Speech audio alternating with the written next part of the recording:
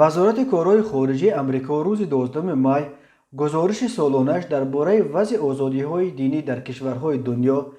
аз ҷумла дар тоҷикистонро нашр кард. тоҷикистон инак 5 сол боз ба рӯйхати кишварҳои мавриди нигаронии хоси амрико дар бобати вайрон кардани озодиҳои динӣ шомил мешавад ва танҳо манфиатҳои стратегии амрико то кунун сабаб шудааст ки вашингтон аз ҷорӣ кардани таҳримот нисбат ба душанбе худдорӣ мекунад. гузориши вазорати хориҷии амрико бар пояи арзёбиҳои комиссияи байналмилалии озодиҳои мазҳабӣ аст ки ҳар дафъа ба вазорати хориҷӣ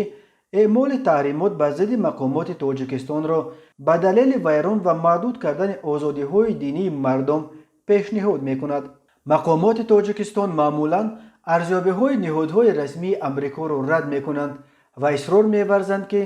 ҳуқуқи динии мардум дар тоҷикистон бидуни каму кост риоя мешавад. аммо комиссияи байналмилалии озодиҳои динии амрико дар арзёбиҳои имсолааш чунин ҳолатҳои поймол ё маҳдуд кардани ҳуқуқи мазҳабии мардум дар тоҷикистонро зикр карда буд.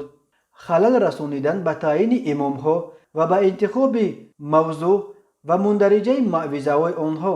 назорат аз болои китобҳо ва дигар маводи динӣ, талаботи иҷозати давлат барои гирифтани таҳсилоти динӣ дар хориҷа, манъи вуруд ба масҷид барои онҳое ки хурдтар аз 18 сола ҳастанд, муқаррарот дар бораи сабти номи ташкилоти динӣ, муқаррарот дар мавриди пӯшиши либос дар ҷашнҳои анъанавӣ ё динӣ ва манъи баъзе либос ба монанди ҳиҷоб, маҳдудиятҳо нисбат ба ақаллиятҳои динии масеҳӣ аз ҷумла шоҳидони яҳво.